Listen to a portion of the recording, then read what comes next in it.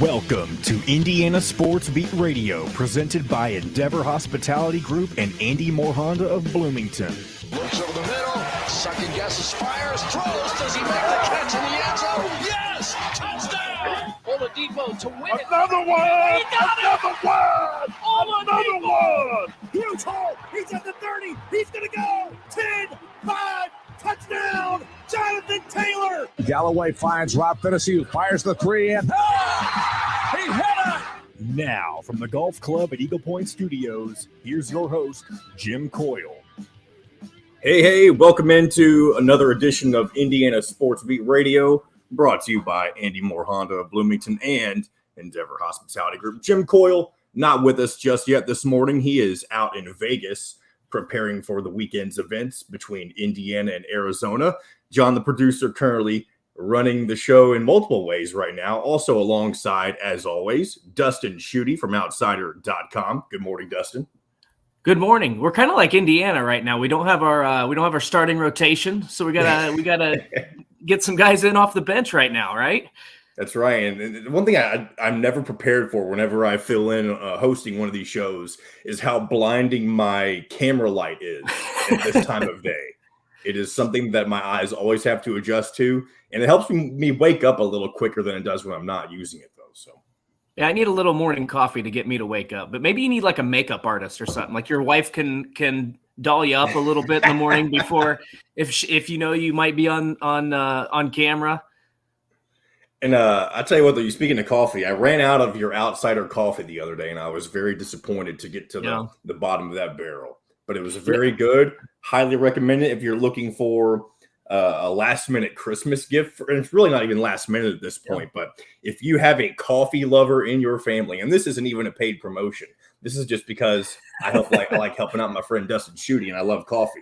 Yeah. If you like Outsider, or if you like unique blends of coffee instead of just that generic stuff you might get at the store, try out some of Outsider's either light roast blend. That's what I had. Yeah. Or they have a dark roast as well, right, Dustin? Dark roast, and even for those even for those people who drink the decaf, we have some of that too. So we actually got a lot of really good deals. Not to self promote too much, but a lot of good Christmas deals right now at Outsider.com on the shop. So. Lots of good stuff, lots of stocking stuffers, but yes, the coffee is by far the best deal we've got on that website right now, in my opinion. Right, and if you're like me and you like drinking coffee at 7 o'clock in the evening sometimes, decaf might be the way to go. I don't know how you do that, man. If I drink coffee after 1 o'clock, I'm going to be up until 3 in the morning. It definitely feels like it's one of those things that if I continue to do it as I get closer to my 30s, it's going to have some repercussions. So... yeah, thankfully, it's not affecting me too negatively at this point in time. But you still got too much energy, still too much youth. Yeah, so we'll be waiting to hear from Jim as he joins us later on from Vegas. Also on the show today, Alec Lasley joins us as always. Zach Osterman will be joining us, and we will have our final day with the Jeffrey the Greek until this spring. He's going to take some time off as we wind down the college football season. And we'll check in with him again in the spring once, spring ball starts up. If, Indiana decides to have a public spring practice this time around. So we'll have to wait and see what happens there. Obviously, the big thing on the docket today and this weekend for Indiana fans is their neutral site matchup in the Las Vegas Clash, the Hoosiers against the Wildcats. Both teams come in with one loss apiece to start the season after having pretty promising starts overall. But I think it's going to be another barometer type of game for Indiana. Obviously, they played North Carolina. They got upset by Rutgers on the road. They played a decent Nebraska team who got an upset win over Creighton. And then they also had the road win over Xavier earlier on in the season. So another good test as Indiana continues on through the non-conference slate. First off, could they have not come up with a better name than the Las Vegas Clash? That feels very lazy to me. I feel like you could have incorporated some sort of gambling, Is there any other teams in this either? Like, is this one of those like the Jimmy V Classic where you don't play in a tournament, but there's other teams also playing? Does that make sense? Yeah, no, I get what you're saying. It's like a multi-team event. I don't actually know. There's no other top 25 team because I'm looking at on the ESPN app with the top 25s. And there's no other Las Vegas Clash. So maybe there's another game, kind of like they did in London. I think before Michigan, Kentucky, I think it was like Marist and SMU or some teams that nobody really paid much attention to. So, but on the game side of things, this is going to be very interesting. Obviously, as we've talked about, we don't know right now, or I haven't seen an update. At least we can talk with Alec and Zach about this a little later. We don't know about Jalen Hood-Schifino. Will he be back on the floor? That's obviously going to make a big difference in how Indiana approaches this game. But I think the good thing, John, is what we saw in that Nebraska game. They were able to bounce back after they got punched in the mouth on the road against Rutgers. We saw Trey Galloway get a little bit more comfortable in that starting role. So I think that having those last two games, getting him on the floor, if he does need to start, at least he's not kind of thrown into the fire against a big-time opponent. But this, I don't want to say it starts and ends with Xavier Johnson, but he cannot have 7 turnovers. He cannot shoot 2 of 11. He's got to be more of that distributor. He can't carry a heavy load in this game. I mean, if his shot's falling, yeah, keep going with it. But he's got to look for his teammates. He can't turn the basketball over. He can't just chuck up shots and try to take control of this game. This is going to be I think this is going to be a really big test for him, especially if Jalen Hood-Schifino is out, because the last couple games we've talked about, he just doesn't look quite as comfortable as he did through the first 7. Yeah, this Indiana team is definitely going to need to score in this matchup. I was looking at some of Arizona's past results from this season already. They've put up over 100 points 3 times this season, once against a decent Cincinnati team. And then they've also, in terms of that, there's a give and take with that, because you don't necessarily have the defensive numbers that you would normally expect from a top 25 team. So Indiana's going to want to run up and down with this team, because they're going to put up a lot of points, and they're also going to be able to, or want to be able to do the same against them, or else they're going to get run out of this gym. And I think this is one of those games where we're going to want to see the 3-point shooting improvements for Indiana that we've been talking about early on in this season. We've seen those against lesser opponents, not necessarily against the better teams. Whenever they destroyed North Carolina, it was all in the paint. So this is a game where Indiana's offense is going to need to get a lot more tested for sure. Throughout this season, and I know we're early, we're only 9 games in, but I feel like at times this year when Indiana has been pushed, and I'm going to leave the Rutgers game out because, as we've talked about, JHS was a game time decision. Basically, there were a lot of changes going into that. So let's leave that as an outlier, and you can talk about the effort. But I've thought at times this season when Indiana's been pushed, they have not, by opponents, they have not tried to push themselves. They've not tried to get a quick bucket. They've we saw this a lot in the Nebraska game. They slowed down the pace, ran their offense, passed the ball around, and got good looks, got good shots, whether that was inside to TJD, whether that was, some sort of back screen or some sort of hard cut. They were doing a lot of really good things when Nebraska made those runs, and they've done that throughout the course of this season. I know maybe not against the best competition. That's what I think they're going to have to do in this game. There's probably going to be a lot of points scored. As you mentioned, Arizona can play fast-paced. They got a lot of really good shooters on the team. They got 2 guys that are averaging basically 20 points per game, so it's going to be a tough defensive effort. But I'm going to be interested. Like Indiana might want to run up and down a little bit, but they can't get too far away from their bread and butter. And I think that if they're able to, at times in this game, slow down the tempo, run their offense, get good looks, that's going to give them a much better shot to win this game than if they're just trying to sprint up and down the floor with Arizona for 40 minutes. Yeah. So we'll have to see. We'll talk more about that here in a few minutes when Alec Lasley joins us, and we'll probably get a recruiting update with him as usual as well. Let's go ahead and check in with the Andy Moore Honda hotline early on this show. Morning, all. Early Christmas present, 2 tickets to the Elon game. My first time to ever be at a game. I'm excited. Well, congrats, Mike Ham. Glad you awesome. Get to take your first steps into Simon Scott Assembly Hall. I remember taking my first steps. I was definitely a young, early pre-teenager, but it was before, they've done all of the renovations and stuff they've done to Assembly Hall since then. So they didn't have the escalators. They didn't have all those unique little photo opportunities by the window. But when that being my first college basketball, or really any basketball experience, I didn't really I wasn't expecting a bunch of flash. So it was just cool seeing something that I knew had a lot of tradition. And it was just I didn't realize how unique the building was at the time, because even still to this day, there's nothing that has been built or will ever be built again the way that Assembly Hall is. So it's really cool to really just have that, or have had that experience at some point. I think It's very cool, and he gets to see this for the first time, and it's going to be awesome. I remember going to my first game at Assembly Hall, and it's just, I don't know, it's I've had this feeling multiple times when I've stepped into gyms across Indiana, whether it's Mackey Arena, Assembly Hall, Hinkle Fieldhouse in Indianapolis. It's almost overwhelming to you because it's those three buildings are so different, but they're all unique. They're all very loud. They're all a lot of fun. I would encourage, if you can, everybody in the state to at least watch one game from each of those three.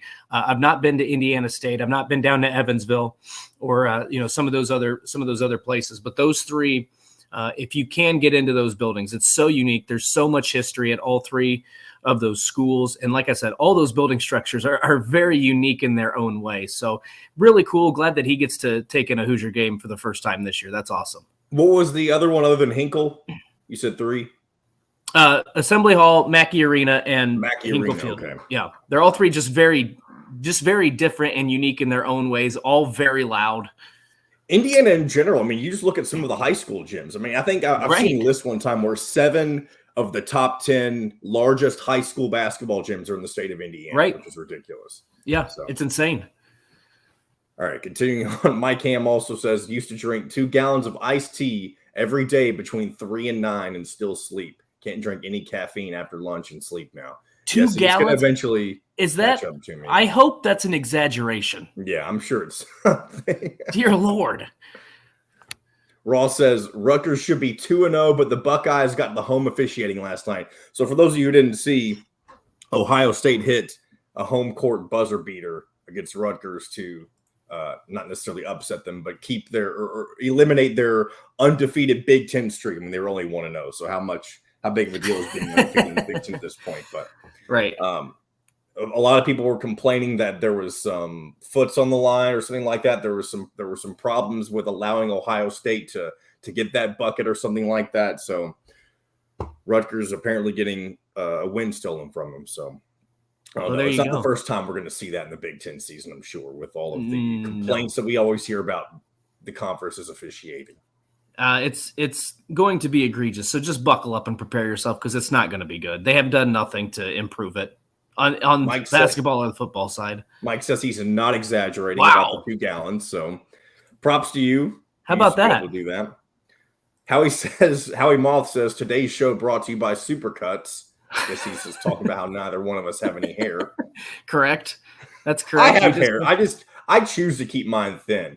I know down the road it's not going to be there, but I'm already planning to have like the Chris Daughtry look where I'm just going to be bald, but I'm gonna have a very luscious beard. I think that's a good look for myself. I can't get that. I wish I could, but I just can't. But mine's a economic decision. Mine is an appearance decision. I don't really have any other options at this point in my life, so I'm just. All you need is like a flannel, and you look like a semi truck driver. I could just get lost, buy a cabin, just get lost in the woods there. I'd be like a mountain man or a woodsman or whatever you want to call it. And Howie, correct me if I'm wrong, but aren't you the listener that gives all the funky nicknames? Yeah, like he does. John the what something. Yeah, yeah. That was a good example. John the what? Robert Perkaiser says the tall forehead club. Oh boy, we're taking the hits this morning. Taking shots. That's all right. Ross only had 1 foot in bounds when he caught the ball. That's what happened. Okay, there you go. All right, so we're gonna go ahead, I guess, and thanks for your comments on the Andy Moore Honda hotline. Keep them coming. We'll revisit those throughout the rest of the show. One last one from Howie, and I choose, in quotes, to be celibate. All right. We're going to go ahead and get to our first break. Coming up next, we have Alec Lasley from thehoosier.com. We'll continue to preview more of Indiana's neutral site matchup in the Las Vegas Clash against the Arizona Wildcats and get a bit of a recruiting update from him as well. So you're listening to Indiana Sports Beat Radio, brought to you by BB's Market, your local meat shop if you live in Bloomington, Indiana. We'll be right back right after this. We'll be right back to the Golf Club at Eagle Point Studios for more Indiana Sports Beat Radio with Jim Coyle, presented by Endeavor Hospitality Group and Andy Moore Honda of Bloomington. All right.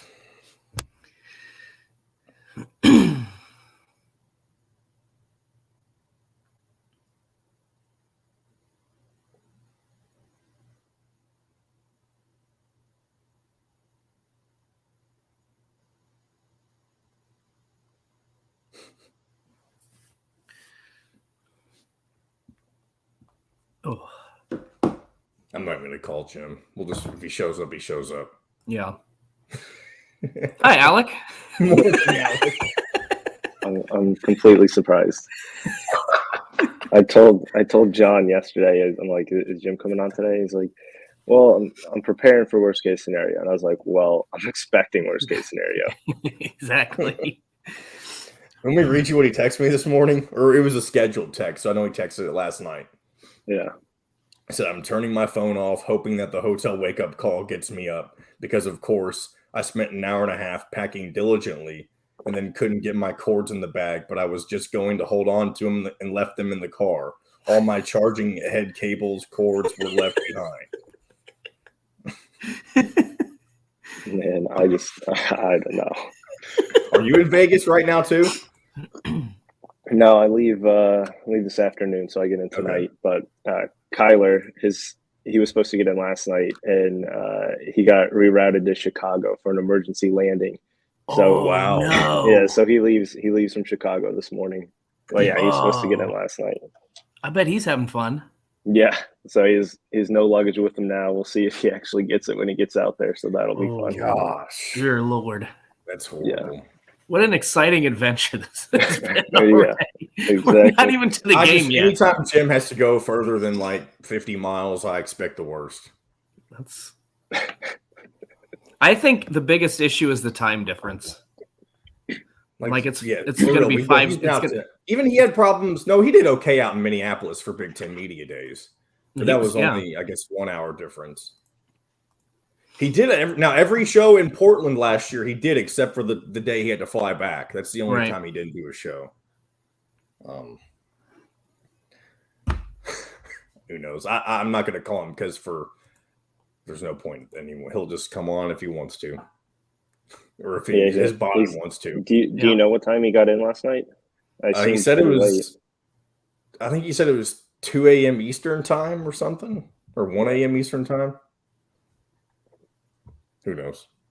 All right, here we go. With their love of Southern eateries, with quality, local, and organic food as their main focus, Southern. By the way, I may step out at some point to get some music bumps for the next segment, so don't be alarmed if I do that. Attentive service, Southern Stone Restaurant provides delicious 5-star comfort food with a Southern charm at 2-star prices. Southern Stone Restaurant is part of Endeavor Hospitality's Wow Club. This segment is brought to you by Southern Stone Restaurant. Now back to the golf club at Eagle Point Studios for more Indiana Sports Beat Radio with Jim Coyle, presented by Endeavor Hospitality Group and Andy Moore Honda of Bloomington.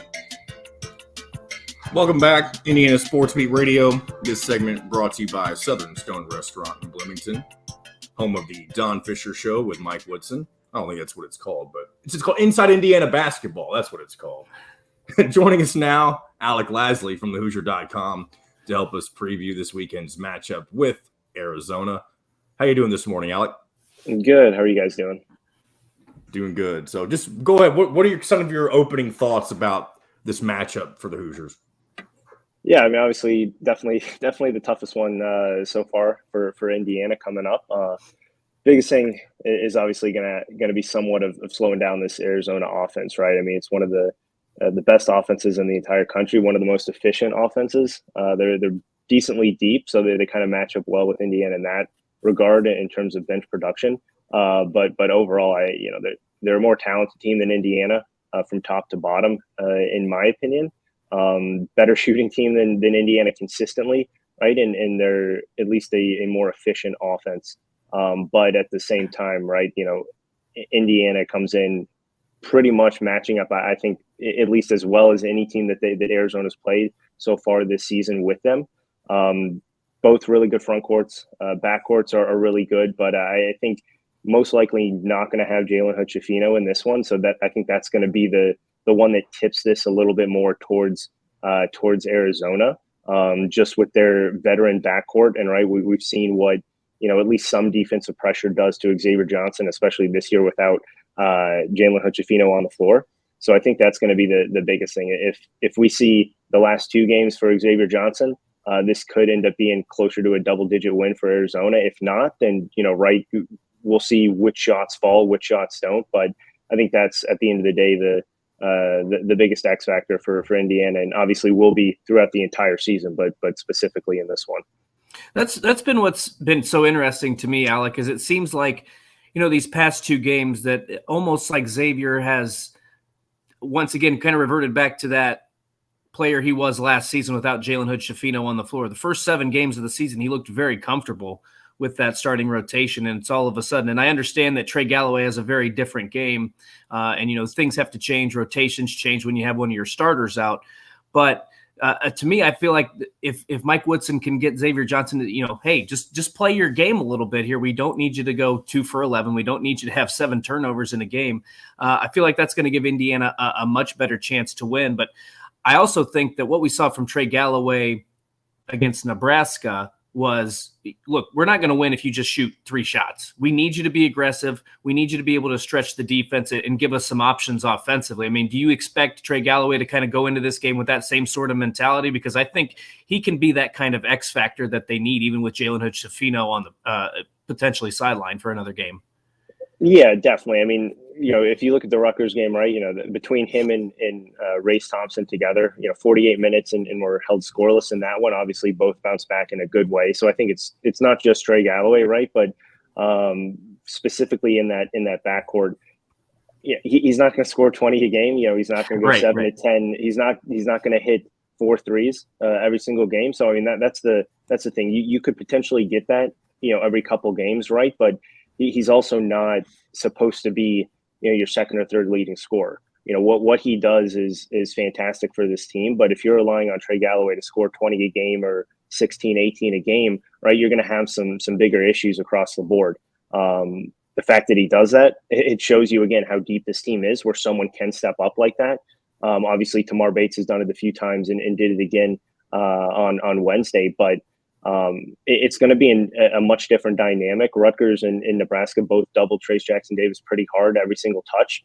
Arizona's not going to have to do that, right? They have 2 6'11", 7-footers who start, who are big physical players in the paint, both shot blockers as well. And that's going to be a much more difficult matchup, I think, for Indiana than getting doubled, because you're going to have really just one-on-one matchups. And if Indiana's not going to be able to take advantage of any of those one-on-one matchups from a really good wing defensive team, that's going to be interesting to see, especially with Trey Galloway, if he does obviously stay in the starting lineup without Jalen Hood-Schifino. I think out of any game so far, this could be the biggest one where you're really going to miss having a guy like Jalen Hood-Schifino, especially starting, because you're not going to have that third ball handler who you can bring in off the bench like a Trey Galloway, right? And we talk about it all the time, right? If Xavier Johnson gets in foul trouble, that's going to be extremely difficult to overcome, especially if you have a shorthanded bench in the guard in the backcourt regard. But we'll see what happens when it pertains to Trey Galloway. But he's definitely going to need to have to step up in this one if Indiana wants to have a good shot of keeping up with that offense that Arizona is going to bring in. Do you think Indiana would benefit from going into the paint in a game like this when you may not have somebody like Jalen Hood-Schifino the way they did against North Carolina? I know they had Jalen Hood-Schifino in that North Carolina game, but do you still think they could find similar results if they focus on that aspect of their game whenever they're missing portions of their perimeter shooting? Yes and no. I mean, I think because I don't expect a lot of doubles from Arizona, right? That's what they've kind of made, at least against Nebraska, right? They had really, really good off the ball movement from those perimeter players. If they're not going to have a double team on a guy like Trayce Jackson-Davis, right, you're probably going to have to lean a little bit more on that one-on-one matchup between Trayce Jackson-Davis, right? Potentially get Arizona's bigs in some foul trouble, which he does a great job of doing regardless. If you do that early on in the game, right, that's going to open up a lot more. Go to Arizona's bench, which isn't as big as Indiana would be on the, kind of with that second unit. But if they get in foul trouble early, right, that's probably going to at least go into more of a double team defense for Arizona with that second unit. That opens up that perimeter play, and then it just comes down to making shots, right? And Mike Woodson talked about it earlier this week. It's not scientific, right? They just need to be able to make the shots that they're getting. They're not getting bad shots. They're getting a lot of open shots, which is a big difference from years past where they're forcing up kind of contested shots. Whereas this year, a lot of these shots are open looks, and they just need someone else besides Miller Kopp to consistently knock those down. But again, it's going to come down to that front court matchup in terms of if Trace Jackson Davis is going to be able to get them in foul trouble. If not, then you're going to have to hope that Xavier Johnson stays on the floor and plays like the type of point guard that we've seen in the past. One of the things that I thought really stood out to me in that Indiana-Nebraska game, and I think they've done it at times throughout this season, but they haven't played the best competition, was any time Nebraska was really making a run, and the time it stood out most to me was early in that second half when Nebraska cut the lead to 39-32, 7-point game. I felt like Indiana really slowed down the tempo, ran their offense, got a good shot. I think they got a 3 and pushed the lead back to 10 immediately. I mean, I feel like in years past, Indiana's offense has been, let's try to stop the bleeding instantly. And that's kind of where things would snowball and they would lose big leads or they couldn't close out games. I thought you saw a lot of maturity from this team in that Nebraska game. I mean, I know Arizona is going to push the tempo. They're going to try to score a lot of points, create as many possessions as possible. Do you think a key for Indiana in this game is going to be try to slow that down? Because if you try to get into a shootout with Arizona and try to run the floor for 40 minutes, I feel like they just don't have the same sort of firepower, especially with Jalen Hood-Schifino out. I just don't think they have the same sort of firepower as Arizona. So that's where I think if you try to slow down the tempo, at least in segments of this game, that can really benefit Indiana. Yeah, I mean, right, they have the fastest tempo in the entire country, so they're going to get possessions, and they're efficient with those possessions. They're also good defensively when it comes to, they give up a lot of, it's kind of a bend, don't break defense, right? They're going to give up a lot of good opportunities for opponents, but they typically do a pretty good job of limiting those second chance opportunities, which Indiana's done a pretty good job of this year for the most part on the offensive glass. I don't think you're going to be able to slow them down, especially with a guy like Xavier Johnson who really wants to push the tempo and unfortunately is best when he is getting downhill and when he's getting that up-tempo offense going for Indiana. So that's why it's going to be interesting to see. I think the first media timeouts are really going to tell us a lot about how this game's going to go, especially with a guy like Xavier Johnson, because we've seen him get off to really, really quick starts, and that just helps Indiana throughout the entire game. But that more so sets him up for a much better game mentally. And this is going to be, as much as it is physical, this is going to be a really, really big mental test for Xavier Johnson and this entire backcourt because of the struggles that he's had over the past week as it pertains to not having a guy like Jalen Hood-Schifino out there. So they're going to probably try to slow it down at times, but you're also going to need to take advantage of any of those opportunities that you get. And I do think Indiana's going to be able to get out and run a little bit in transition, and it's going to be about converting those, which at times this year they've not been able to do, at least consistently. And you're going to need to be able to hit. I think you're going to have a really good opportunity to hit some of these guys, like in the secondary break, these trailers, whether it's Miller Kopp out on the wing, whether it's a guy like Trey Galloway or Tamar Bates, right? Those guys do a really good job kind of sneaking into the creases there in transition, floating out to the 3-point line.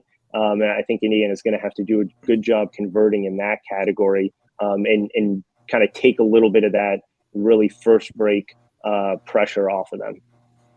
Alec, obviously after this, they'll travel to Lawrence, Kansas to take on the Jayhawks. Do you think that Indiana needs to at least come away with a win in one of these next two games, or does it really matter if they win either one of them? I think tough question. Tough question. It is, right? Because I mean, you look at that Carolina win at the moment, not pretty much not a good win. I mean, obviously it's a good win, but it's showing that Carolina is not the team that we thought they would be.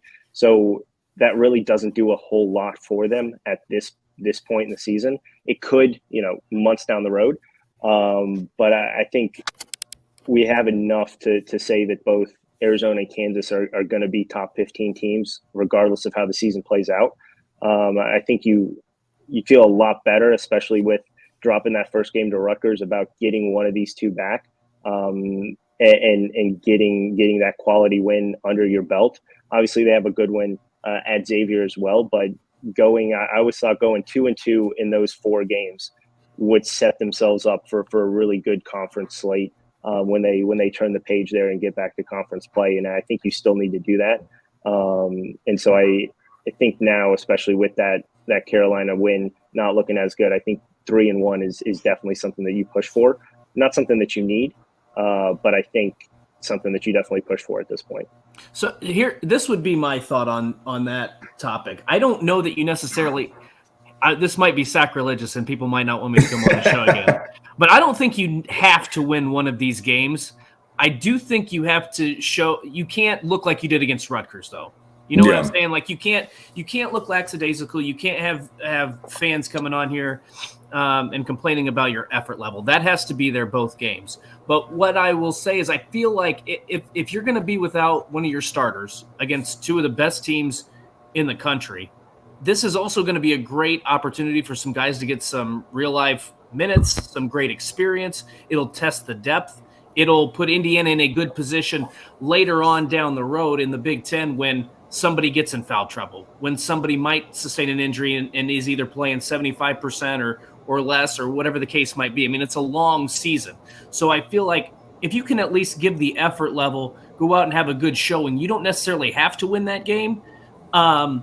Obviously, it's going to be nice to get one of those. You might need it for your tournament resume. Who knows what the case might be. I just don't think you have to win one of these games in order to come away feeling positive about the weekend. Now, that might not be the popular opinion. You obviously want to win one. You'd hope to get two, but I don't think that's maybe that's not realistic. I don't know. Maybe I'm just being negative.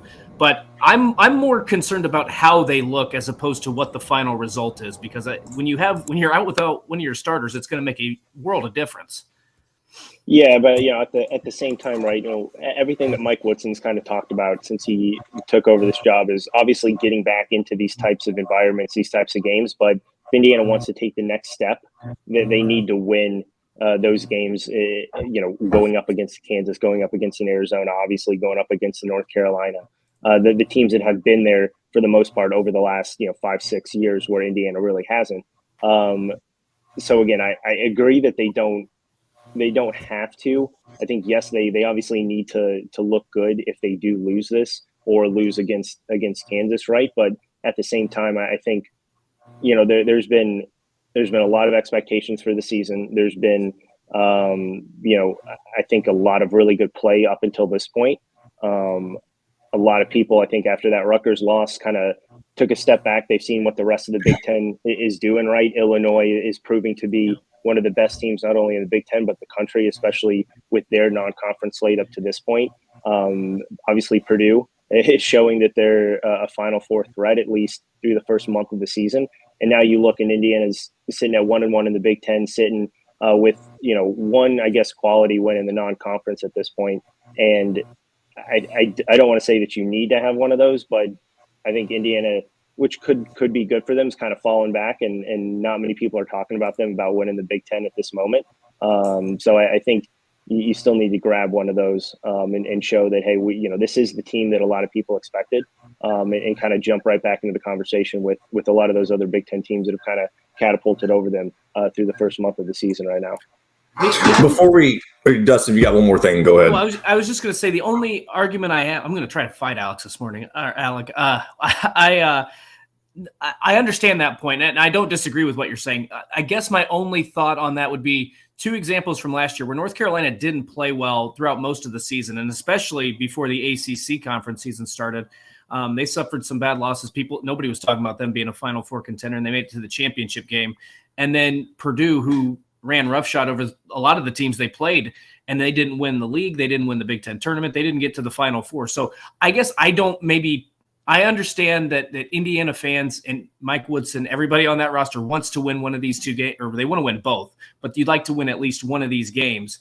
I just don't put as much stock in it because I feel like there's still a lot of room to grow for this Indiana team. There's still some new pieces that are still learning, how to play with each other. I am looking more from the competitive standpoint as opposed to the results standpoint. And maybe that makes me crazy because there was so much hype and expectation coming into this season.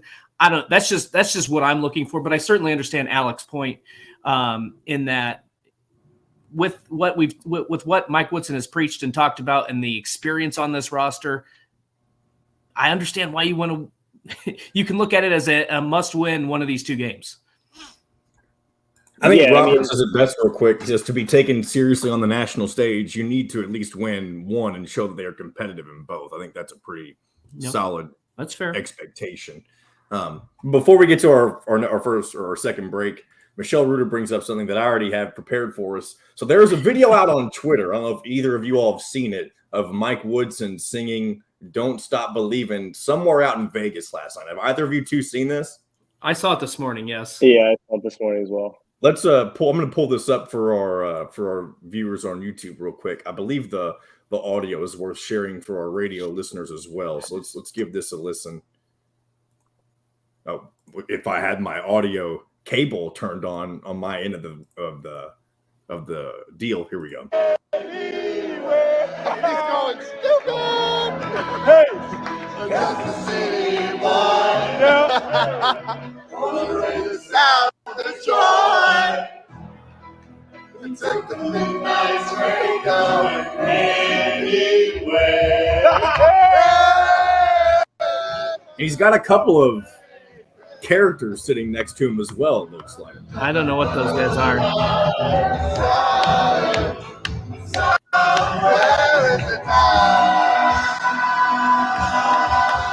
So obviously, Mike Woodson in Indiana having a good time out in Vegas as they prepare for their matchup against Arizona. It's probably good to be loose. You don't want to be tight going into a game like this, but we'll continue talking more about this, and we'll get a little bit of a recruiting update with Alec in our next segment. We're going to go ahead and take our next break. You're listening to Indiana Sports Beat Radio, brought to you by Go Team. If you're someone who's always on the go, get yourself some Go Team bites. I know Jim Coyle has a promo code. If I knew that promo code, I would say it. Unfortunately, I can't because he's not here. So we'll be right back right after this. We'll be right back to the Golf Club at Eagle Point Studios for more Indiana Sports Beat Radio with Jim Coyle, presented by Endeavor Hospitality Group and Andy Moore Honda of Bloomington. Golfers, here's a deal you won't. I'm not going to lie. I think the show's going pretty well this morning. It is. Do you go from Vegas to Kansas, Alec? No, I'm not going to be out there, so I'm just coming back after that. But the rest of our guys they're coming back and then going back out there. In terms of recruiting, obviously, normally that's not something Dustin and I normally cover. But if you have some names you want to talk about, that's fine. If not, we can just go through some comments because there's a lot of people asking stuff about the game and stuff. So, yeah, I mean,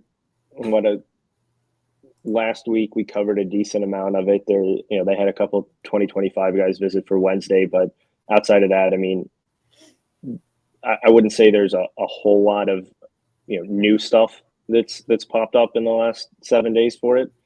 But I mean, we can definitely brush over a few things if need be. Okay.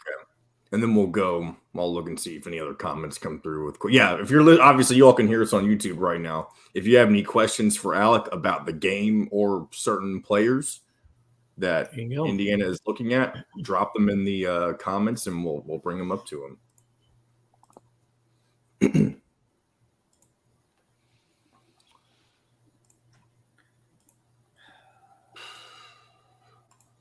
Looking forward to having Greek on later.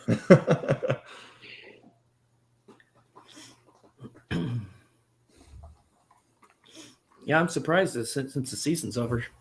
Well, I told him he was going to come on a couple of weeks ago, but Jim said, "Oh, speaking of Jim, I think he's here." He here?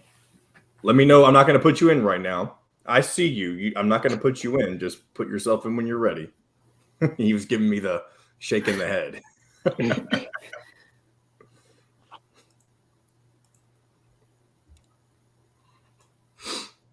All right, so you won't have me much longer.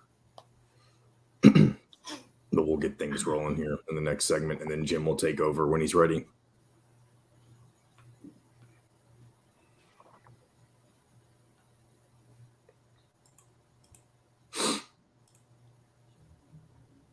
Yeah, it's going to take me a minute because my phone's dead. The one little bag I wish that I could not leave behind, I left behind, had all of my cables in it, my chargers in it. Wow. All right, 20 seconds. You want me to drop you out? Hell yes. All right, see ya. It looked like he was in a plea for help movie. Like, I think he is. A coffee bar, bread, pastries, all made fresh and mouthwatering. Stop by Feast, Market, and Cellar today. This segment is brought to you by Remax Advanced Realty, Indie Home Pros team by Cheryl Sizemore. Now back to the Golf Club at Eagle Point Studios for more Indiana Sports Beat Radio with Jim Coyle, presented by Endeavor Hospitality Group and Andy Moore Honda of Bloomington. Welcome back to Indiana Sports Beat Radio. This segment brought to you by Remax Advanced Realty, Cheryl Sizemore. If you're in the home, or if you're in Indianapolis looking for a home, be sure to reach out to Cheryl Sizemore. We're back with another segment with Alec Lasley. Going to talk a little Indiana men's basketball recruiting. Obviously, we've talked with them recently about some of the names who were at the UNC game and some 2025 guys to be on the lookout. So what's the latest on what you've been keeping up with, Alec? Yeah, obviously the big recruiting kind of day over the last couple of weeks was that North Carolina game. Obviously, pretty good environment for everyone to be in, but the fact that they won in that environment was pretty significant as well. Since then, last Wednesday, I guess this past Wednesday, a couple days ago for Nebraska, they had two visitors, both class of 2025, that visited. Both from Kentucky again. So I know Jim, obviously not on right now, but loves to talk about the fact that Indiana continues to go after these Kentucky kids. Ty Price, really, really good scorer, 6'2", 6'3" guard. Pretty flashy, I would say, with his athleticism at this moment. Still a lot to kind of be determined with him. Some of the schools that are after him, at the moment, a lot of those kind of Midwestern schools, you do have some SEC schools, Auburn, Louisville, Mississippi State's also involved with him. But really, really talented shooter, really, really talented all-around scorer. And that's what, Indiana's going after right now. We'll see, obviously, how this one continues to develop. But he's an athletic guard who knows how to score the ball, knows how to shoot the ball. And obviously that's pretty significant for what Indiana is really looking for. And then the second visitor for Indiana on Wednesday was also 2025 four-star guard Jasper Johnson, Ohio State, Kentucky, a lot of, again, Louisville, Florida State, Cincinnati, Alabama, a lot of similar type programs, SEC and Midwestern schools involved with him at the moment. He is top 40 in the class, though, so a little bit more talented at this stage than a guy like Ty Price, who's kind of seeing his game and his recruitment kind of come to at the moment. Jasper Johnson played on the same AAU program as Jalen Hachifino, obviously much different years, but Team Thad on the AAU circuit last summer, expected to do the same moving forward. Really, really talented point guard, playmaker altogether, can get downhill, get to the rim. Both were obviously blown away by the environment, and it was still just a Wednesday game, right, against a Nebraska, not in North Carolina. But they also just talked on the fact with the environment, getting into Assembly Hall. Both are intrigued by the history and the tradition there at Indiana. Also brought up the fact that they were able to see a triple-double, which, again, with that crowd is pretty significant as well. So those are the two that visited this week. We'll see what happens moving forward. Obviously, a lot of 2025 and 2024 guys that Indiana's involved with. The main thing this weekend is at Southport, the Forum tip-off. Only one Indiana target in that one, Jalen Harrelson, who's visited Indiana 4 or 5 times up to this point. And obviously one of the best players, not only in Indiana, but the entire country in that class of 2025. So he's the lone target there for Indiana at Southport this weekend.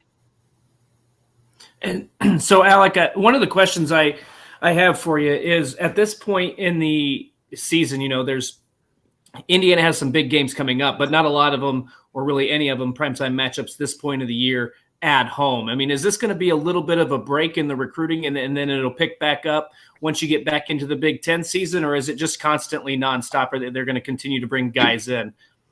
Yeah, it's pretty much nonstop, right? I mean, I think the biggest ones have passed, though. The Carolina game was very significant. I think the total there was 8 that were on visits, including your 2 signees for the class of 2023. So that was obviously a very significant day for visits. And then you go back to Hoosier hysteria, right? So those have been the 2 biggest lists. Those have also been the 2 where you have probably your main targets of not only 2024 but 2025, at least at the moment, right? That can change, but throughout the first 2 months of the season here, those were the 2 biggest events, and you had the 2 biggest lists when it came to recruits and when it came to big time names that you're going after.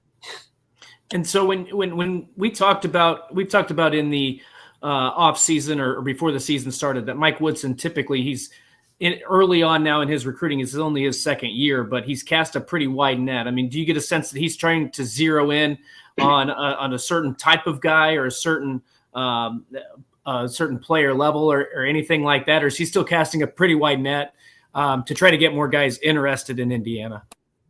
Yeah, I mean, I think he's at the point now where he doesn't need to try to get kids interested. I think he's shown that over the last year and a half, right? Not only getting back to the NCAA tournament, making a really good run in the Big Ten tournament, getting a lot of that core back from last year, having those expectations coming into this season.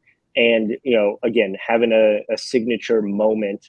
Again, we talked about it maybe not being a signature win right now, but a signature moment, that North Carolina game with that crowd and that big recruiting event that blew everyone away, and winning that game was significant. A lot of these kids want to go and visit Indiana. They're at the point now where they want Indiana. Playing for Indiana is now fun and exciting and significant again. Obviously, Indiana still needs to go on, make the NCAA tournament, win some games there, and get back to putting together a string of really good seasons. But they're well on their way there, and they're kind of well past the point of having to go fish for some big names, where now the big names are calling them up and showing interest there. But Indiana's going after bigger athletic guards, playmakers pretty much 1 through 5, right? We've seen what Mike Woodson wants out of his forwards too, which is versatility, guys who can bring the ball up the floor off of a rebound and get the offense started that way, and pretty much just playmakers all over the floor. And that's the one thing that you see still with this roster that they're trying to get there, right? Is not having every single lineup have 3-4 playmakers on the floor, and that's what they're really trying to get into, and that's why you see them going after many different ball handlers, and not only the 23 class but 24 and 25 coming up. Man, he just rolled in from the casino. I'm laughing. Found the candle. Let's see, all the bug out bag. Trust me, I usually have 9 different ways to charge and all that good stuff, but everything was packed into 4 days into one bag, baby. But yeah, these are the kinds of games, though, that Indiana has not been participating in too, as far as recruiting. Pete mentioned the NIL with Adidas, which is a big time brand type of thing for these guys, but these games that they're playing, like this weekend against Arizona and Las Vegas, they have not been playing these types of events. These are national events, national TV audiences, and they're going to get a much wider range of guys that are interested. But Indiana it has to be reintroduced to some kids. But other than that, they know who Indiana is. So that's not that big a deal. But the recruiting switch for Indiana has been such a change, but that it has gone from where you got to lock down the state of Indiana, which is great, and nothing from outside, to the completely opposite. Yeah, absolutely. And again, Mike Woodson's going after the top talent in the country. He's not worried against going up against the North Carolinas, the Kansases, the Dukes, the Kentuckys, right? He knows in order to get this program back to where they need to be, he needs to be in those recruiting battles. And he also knows that he's going to lose a lot more than win at the very beginning in terms of getting these guys. But the more top 50 guys, the more top 25 guys that you go after, odds are is the higher probability that you're going to land some of those guys. So, that's the big difference, right? I still think, no matter what you do, you're still going to get those kids from Indiana. But that was, I think, the one, not downfall, but the one thing that the previous staff focused way too much on was trying to secure in-state kids, which is obviously great, especially with the talent that comes from Indiana. But there's so many other talented states out there. There's so many other talented kids out there that are outside of Indiana that they needed to get that they couldn't. And, Indiana's shown at this point that they can go out and get those kids. Now it's about going a little bit further and getting some of those, top 10 kids instead of maybe those top 20 kids, because Indiana's going to roll out there a pretty experienced lineup every single year moving forward, because you do have those 2, 3, 4 year guys on your roster already. Now it's about getting this freshman class every single year, which is what they got this year, of guys who probably aren't going to be there more than 2 years, right? Jalen Hutchifino, Malik Renew, not expected to be there all 4 years. A lot of people think Jalen Hutchifino can go after this year, and having those types of players, again, we've talked about it numerous times, but having that youthful experience or that youthful talent is something that Indiana's not had over the last few years, and that's something that they do have now and are going after in the 24 and 25 classes. One of the things I want to jump back over to Saturday's game a little bit, Alec, because it's a question I didn't really get to in that first segment. But I think what is going to be intriguing about Saturday's game against Arizona is it's going to be such a different style of play than what you typically see in the Big Ten. To me, this is kind of almost like an NCAA tournament preview, because usually you see the teams that make a deep run are going to be the teams that play an up-tempo, a lot of possessions. In the Big Ten, it's more of a pounded inside. You're going to see a lot of big men. You're going to see a lot of physical basketball. I think that, I guess one of the reasons why I'm not overly concerned with what the result is in terms of a win-loss is the fact that this is going to be a good experience, a good look at what the NCAA tournament's going to be like. And I know Indiana got into the tournament last season, but getting some of this in the non-conference portion of the schedule early in the year at least gives you some of that experience of what to expect later on down the road. Yeah, absolutely. I mean, Arizona's by far one of the most talented teams from top to bottom in terms of having that experience and that talent, both in the front court and back court. They're extremely balanced. Omar Ballo, very, very physical, one of the best big men in the country, averaging 19 and 9, and he's not even the leading scorer on that team. And Tubelis is 6'11", 245, kind of hot, still very good back to the basket guy, but can do a lot. Very versatile big guy right next to him. That's a talented front court that you have. That's basically 40 points and almost 20 rebounds between the two of them. They do that consistently, and they're out there consistent minutes. And then you add in a really, really talented and versatile, again, backcourt, a guy like Courtney Ramey coming in from Texas and really entrenching himself into this team, which already had some pieces coming back. That was the biggest question mark. And he's done a fabulous job doing that. And he adds a different dimension of a bigger kind of shooting guard that can get his shot. And that's something that they lost a lot of on their team last year. They still got Pelle Larson on the wing. They still got Kirk Kriisa, their point guard, who's had a little bit of a rough start, at least consistency wise this season, but still one of the top point guards in the country, averaging about 8 assists a game. So, when you look at this team, right, again, we talked about it earlier, Dustin, but matchups all over the floor, really, really significant matchups all over the floor, right? And again, this is the biggest test for Indiana up to this point, because a lot of those matchups, in my opinion, swing at this point to Arizona. And if you don't have a guy like Jalen Hood-Schifino, they're talented enough to deal with these guys in the backcourt. It's going to be interesting, and it's going to rely a lot on what Xavier Johnson can do and how he can get out there and play consistently enough for 35 minutes. Yeah, looking forward to it, and I'm sure most people know, but the coach for Arizona is a former assistant at Gonzaga, and it's like he has not missed a beat going down there to Arizona. And another thing that blows my mind, and I'm sure you guys may have mentioned this is the first time that ever that Indiana and Arizona have played, and that blows my mind that those two stalwarts of college basketball have never played before. But Arizona has, while some good tradition, it's not deep tradition, and of course, playing out west, there's no reason to really cross paths other than the NCAA tournament. But you would have thought that over the years that would have happened. But this is going to be a first-time meeting between these two teams on Saturday. Yeah, for first time, obviously, I think two of the better teams that they've had over the last couple of seasons as well. So, like we talked about earlier, really talented matchup, really fun matchup. Should be a good game all around. But one that Indiana definitely has to bring their A game for on every single possession in order to come out with the win. When do you fly to Vegas? I'm leaving this afternoon. Flight's at like 5:30, I think. So we'll get in later tonight. Enjoy the trip. Have a safe one.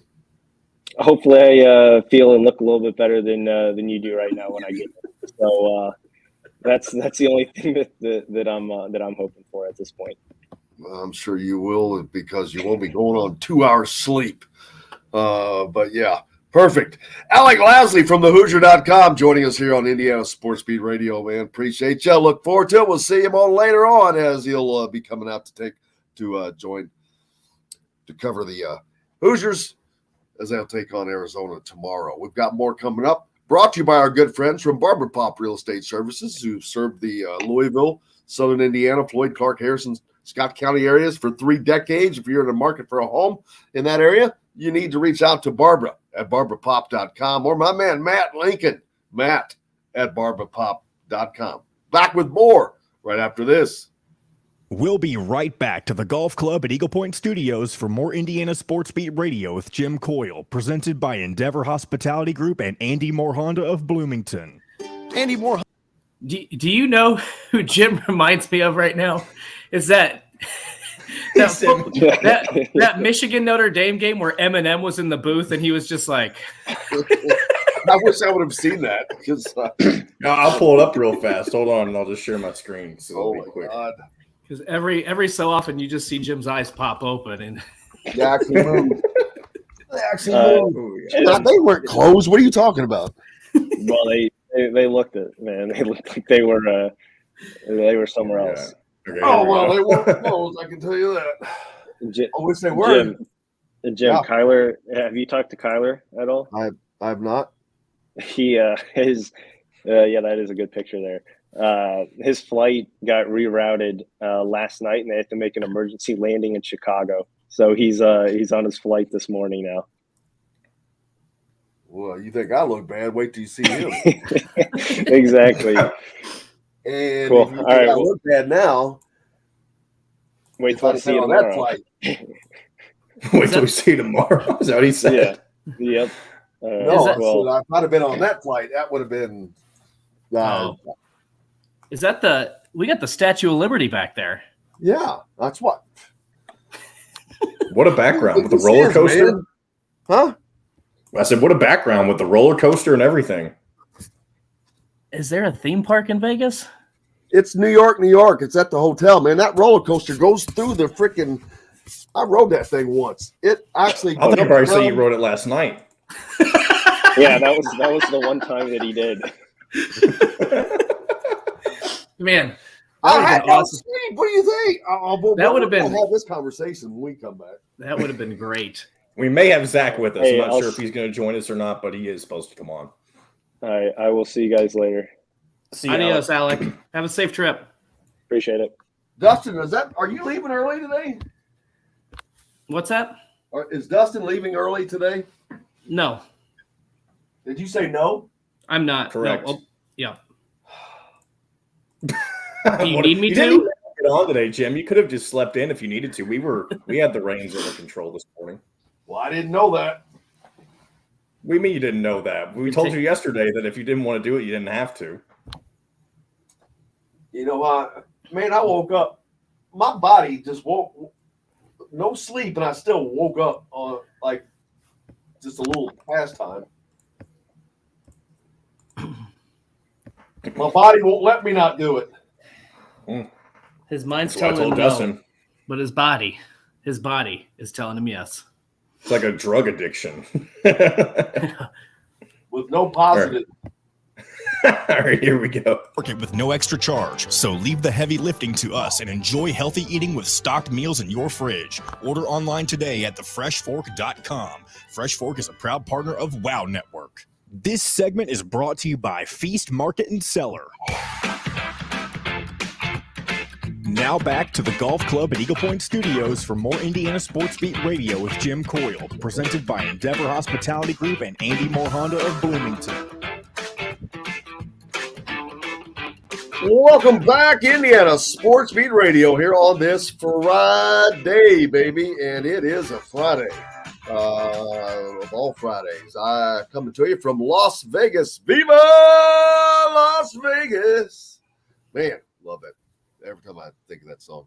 Well, it reminds me of the National Finals Rodeo because the National Finals Rodeo is going on right now, which was my whole goal of trying to get out here early, but my initial flight was supposed to be on Wednesday, and then they screwed me on that. And I'm like, well, screw that. And ended up getting out here last night instead. But, oh, well. You look good. You look ready to go, chipper. Oh, People are recommending that you hit the breakfast bar with waffles, sausage, and a lot of coffee. Fresh as a daisy, baby. What are you talking about? I can promise you exactly where I'm going as soon as this show is over today. I wonder where that might be. Yeah, exactly. Exactly. It's going to be a long one. Zach Osterman from the Indy Star joining us. Zachary, how are you, brother? Sorry, I'm late. No, please. Stinking computer. You've done yourself a favor. How are you doing? Oh, I can't complain. Just staying warm, staying dry. It's been a wet week. Yes, it's been yes, it has been a November-ish type of week of weather. Rainy, foggy, all that good stuff. Are you heading to Vegas for the game this weekend? Yeah, I'm going out tomorrow. I'm just doing a quick trip. So I know some people who are and I'm jealous of them making a weekend of it, but that's not me. So well, it's not always all that's cracked up to be. I trust me on that. Making flights, getting there, getting up, time change, all that stuff. Not as fun as you'd think, but maybe I'll go ride the roller coaster when I get off here, though. Yeah, go win some free cars like Nick Papagiorgio. Oh, did he win one? Oh, yeah. That's a reference to Vegas Vacation. Yeah. Oh, the kid. Yes. Yes. Oh, my God. Papa's Giorgio. That's hilarious. Mr. Papa Giorgio. So, Indiana, we were just talking with Alec Lasley this week, obviously taking on Arizona in a game that is going to draw a lot of national eyes, the kinds of games that Indiana has gotten away from or had gotten away from, but are now embracing under Mike Woodson. Great for the program in a lot of different ways, obviously recruiting and all of that. But they've got a serious game. This is by far probably the biggest test that they've had this season. This Arizona team is one of the best in the country without question. I was trying to remember the last time Indiana played in a game like this. And what I mean by that is specifically a one-off neutral site game against one of the, sort of elite teams in the country. And Not a game that's arranged in the ACC Big Ten, not a home and home with Kentucky or something like that. I mean, like the Louisville game on New Year's Eve in 2016 might be up there. The one that came to mind was Tom Crean's first year when they played Gonzaga at Lucas Oil Stadium. And I know that's not quite a neutral venue because it's downtown Indianapolis. But the point is, these games have become, when you think about the Champions Classic, the CBS Sports Classic, when you think about some of the stuff that, Kentucky sets up, Gonzaga has been very aggressive about this. I can remember the COVID year, them playing in Indianapolis against Baylor. Programs like that have been really aggressive about being in these games that maybe aren't part of like an ongoing series or aren't, there's no home and home component. And people can argue for games on the campuses, games in neutral sites, whatever. The point is, these games are very appealing to the upper crust of college basketball, and Indiana's not been in them really in the recent past. And if you think about these players, don't think any of these players have been in a game like this. They've been in big environments, of course, at home, on the road. They've been in the tournament. They've been in big, the Big Ten tournament, quarterfinal, semifinal last year. Those were great environments. But something like this is pretty much new to all of them. And I don't know if that's good. I don't know if it's bad. I suspect we'll just kind of find out tomorrow. Maybe it's neither. Maybe it won't have any real impact. But I think if nothing else, it is important to point out that Indiana needs to keep finding its way into, some of these events and not just in Vegas. It can be in, I think Atlanta hosts some of these. I'll always bang the drum for going back to Atlanta. New York, obviously. I think they're playing in New York next year in a 2-game set out there. But get yourself back in these environments where you're playing the biggest teams and you're testing yourself, and you are legitimately telling recruits, and it should be said, not just high school recruits, portal recruits too, come here, we're going to be playing in games that aren't just on national TV. All 30 NBA teams are going to be there. I'd be shocked if all 30 NBA teams aren't there tomorrow. All 30 teams were represented at the IU-UNC game last week or whenever that was, I guess 2 weeks ago. I would be stunned if that's not the case tomorrow as well. Get yourself in these environments and the talent will follow, the hype will follow. And if you can find your way to winning some of these games, then the success will follow too. One of the things I think is going to be really interesting, I think does benefit Indiana, whether it's a win or a loss on Saturday, is the fact that you're going to get yourself into, not just with the environment, but you're going to get yourself a good experience, a good amount of experience against a tournament team and how you play in March Madness. I mean, up tempo, really good guard play. That's how you win in March. And so even if Indiana doesn't come away with a win in this game, I think having that experience, like you said, on a neutral floor against a really good team, I think that at least gives them some taste of what they're going to experience, assuming they get to, they'll definitely get into the Big Ten tournament, but then if they do get into the NCAA tournament.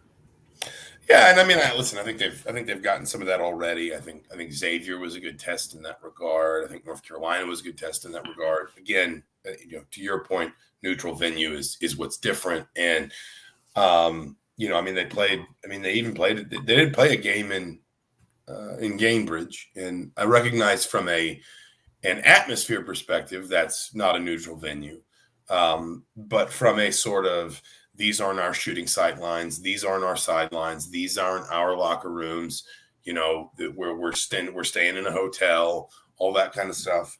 It does seem like they're trying to mix some of that up a little bit more. And I know people that were frustrated they got the game in Gainbridge. I know season ticket holders that live in and around Bloomington who said, well, why is there this game that should be in Bloomington that's up in Indianapolis? But I think some of it will always be to serve kind of the Indy crowd, but I think some of it is also the desire to, be comfortable being away from Assembly Hall, because this is, when we've talked about what has held Indiana back as a program from a practical perspective, from an NCAA tournament perspective in the last few years, it has pretty consistently been the inability to win on the road. You go back to obviously last season, They did not have really any road wins of real value, and that's why they needed the Big Ten tournament wins to feel good on Selection Sunday. You go back to 2020, the year that they almost certainly would have made the tournament had it not been canceled. Their best road win that year is probably, I'm looking at it right now, is Minnesota. That's a Minnesota team that's KenPom top 30. It's also a Minnesota team that finished 8-12 in the league. So, winning away from Assembly Hall has been both practically and competitively Indiana's biggest sort of, big picture problem over the last, 4 or 5 years in terms of building quality resumes for the postseason and in terms of building, as you said, sort of just that experience of how you do it. And that's why I think you get into games like this. That's why I know technically they didn't pick Xavier in the Gavitt games, but listen, we all know you can politic a little bit there. You can ask for a game at home if you feel like you need one, or can we switch it up, or can we move it to next year, or whatever. They're voluntarily at Kansas in, I guess 8 days. They want Kentucky back on the schedule. This is how you make yourself, as you said, this is how you make yourself better for March. And if you can find your way to winning some of these games, this is how you separate yourself from being, a 7 seed to a 3 or even, a 2 or something like that. Right. And to that point, we were talking earlier, and I'm interested to get your perspective on this because one of the things that I said heading into these next 2 games, and not to put the cart before the horse and include Kansas into this, but you just said, we've got 2 games now where Indiana is going to be away from Assembly Hall, 2 big-time matchups. How important is it for them to get a win in at least one of these games? Because to me, when I look at this and you look at, Jalen Hood-Schifino right now, questionable. We don't know if he's going to play or not. If they're without him, obviously that's going to be a huge deficiency for Indiana. But are you looking more for the performance and how they compete in these games, or do you think they have to win one of these because they've had so many struggles when they've been outside of Assembly Hall over the years? I think getting the Xavier game probably puts them in a position where they don't need one of these games. I think if the Rutgers game aside, and I know why people are still stressing over the Rutgers game and probably will unless Indiana wins its next 4, which I wouldn't predict, but I wouldn't be like, oh my God, how they do that if they beat Arizona and Kansas. I think, but I think from a sort of, if we'd sat down and we had sort of divorced the non-conference into its own thing before the season began, I think we would have said Indiana, Indiana's obviously got the 7 games they can't afford to lose.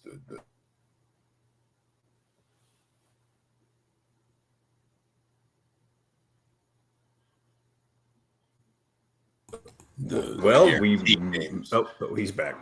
What you call the guarantee games. Not one of those teams is currently KenPom top 200, so you can't afford to lose those. And then from there, you had 2 road, 1 neutral site, 1 home.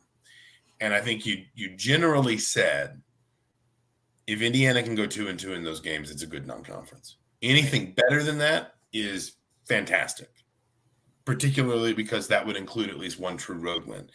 And, we're splitting hairs. What's more valuable, a neutral site win against Arizona or a road win against Xavier? Looking at kind of where both of those teams are right now from a net perspective, from a KenPom perspective. Xavier's got a couple nice wins on their resume and basically no bad losses. I mean, they lost by 2 to Indiana at home, and then they lost by 7 to Duke and by 4 to Gonzaga out in Portland. They've also beaten West Virginia and Florida. You're splitting hairs if you're picking which one of those wins is technically better for you. I would argue probably just the experience of winning on the road is more valuable than a neutral site. But I'm kind of rambling here. Forgive me. I'm getting lost in my answer. I think the too long didn't read version is just Indiana needed to split these 4 games, and they've done that. by winning the first two. If they can find their way to winning either of the next two, then this has been an outstanding non-conference. It does tell us, and it does allow, I think, Indiana fans to be bullish about where this team can go in January and February and March. And I think it really justifies Mike Woodson's sort of process of, this is why I built the schedule this way. Yeah, and so one last question for you, Zach, and I know we got to take a break. John's slapping me on the wrist here, but one last question for you: what if Indiana's going to beat Arizona? They're going to play an up-tempo style. Xavier Johnson has struggled the last two games. Against Rutgers, it was shooting. Against Nebraska, it was turnovers. What do you think Indiana needs to do to get a win against Arizona on Saturday? I think there are a handful of things. First of all, I think there's a decent chance Jalen Hood-Schifino at least tries to play Saturday. So I think Indiana could get him back. You're right. Arizona plays as fast as anybody in the country, and they're probably the most efficient high-tempo team in the country in terms of how well they can score the ball. On the flip side, they're not great defensively. They turn the ball over too much. They don't turn opponents over enough. They are not, for all their length and their size, they're not quite as dominant defensively as you would expect. And so what I would say from Indiana's perspective is, I do think Indiana's going to have to knock down some threes in this game, which is always an iffy proposition when you're in a foreign environment. Indiana's never played in this arena before. I think Indiana has to limit turnovers because Arizona doesn't tend to turn teams over. You can't give a really high efficiency offense the sort of free possessions its defense doesn't normally produce. Don't give them something they're not earning, essentially. And this season, they have not statistically turned teams over that often. So don't let them do that to you. And then I think that the other thing for Arizona is kind of flip that script a little bit, steal some possessions on them. If you look at kind of where they've struggled, these last couple games, they had 12 turnovers at Utah, which isn't like awful, but obviously they did lose that game. They have gotten the turnovers down kind of a little bit lately, but the numbers are still there insofar as it is still possible to. San Diego State had them turning the ball over more than 25% of possessions. Now, San Diego State lost by 17, but I'm guessing San Diego State doesn't have the offensive weapons Indiana does. Right. So if you can bring that sort of fierce, tough defense, don't let them stretch you out in transition, manage their size difference because they're going to throw some size at you, and don't give them free possessions. I think you have a chance to win the game.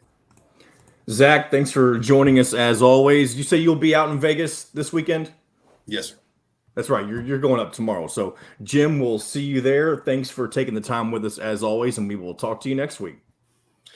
Thanks for having me as always.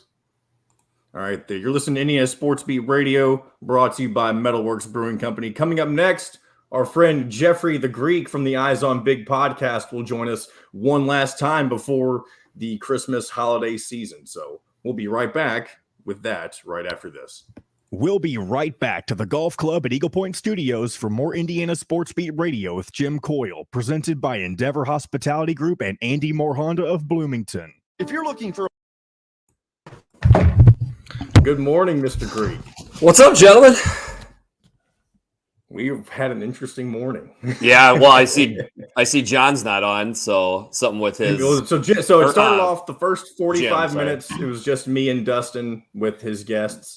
And then Jim came on for about 20 minutes, and then I'm assuming he went to get breakfast or something. I don't really know where he's at. I think he went back to bed. But his camera's still on. He just removed himself suddenly. So, but I'm not kidding, Greek. He looked like, you remember that game of Michigan where Eminem was in the broadcast booth and his eyes were freaking out? That's exactly what Jim looked like this morning. Well, he is in Vegas, so when in Rome. That's hilarious. He was talking about, so there's this roller coaster in the background of where he was sitting at, and I made the comment, or he said something about it. I said, he said he's been on it one time. I said, was it last night? That was a pretty good comment. That's hilarious. Nice. I hear everything you're all saying. Oh, so you are here. Are you going to come back? He's going to supervise. He's going to supervise the show. So he's just taking some time off, is what he's doing. We're crushing it. We're crushing it right now.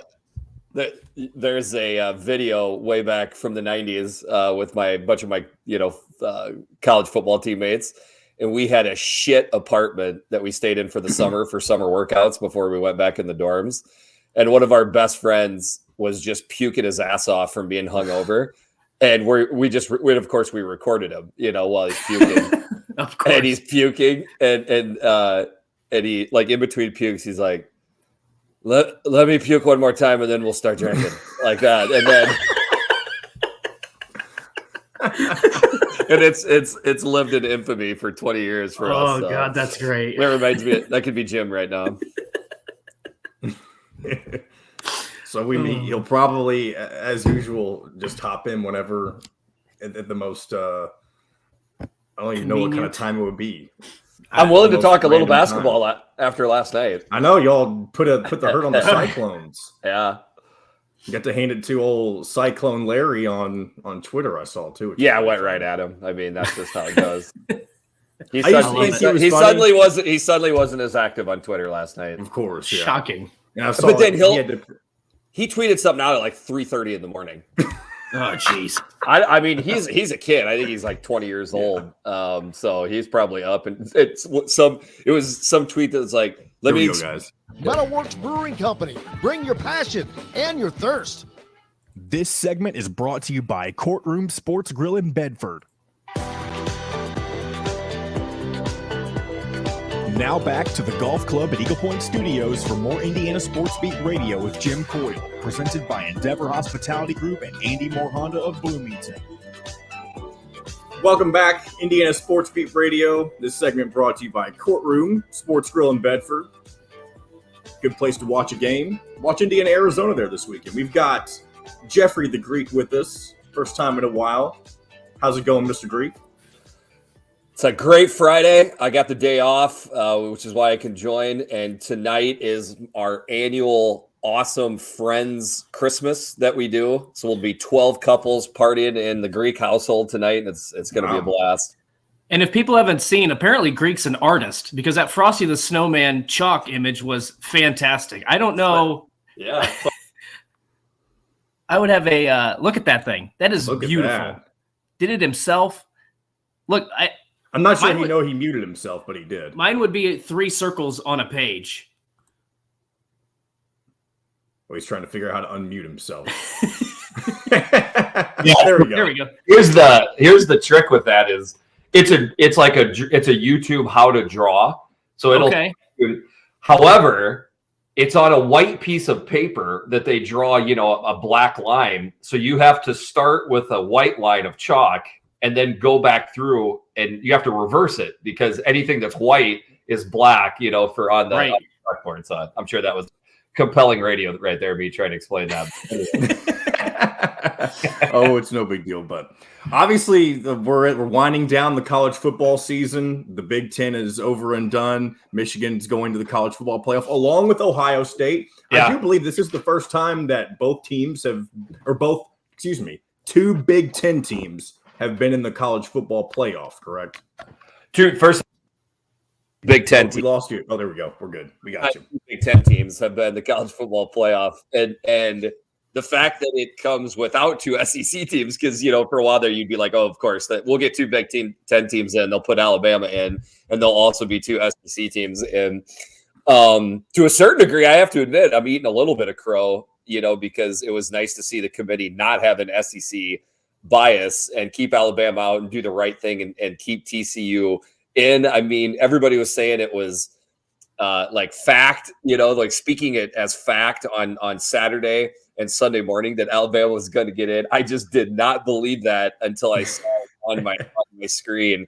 So there seems to be, I don't know if you guys can kind of pick up on this, but such an extreme Alabama fatigue that there was like a national message that went out, even with ESPN guys that were openly saying that Alabama didn't deserve to be in.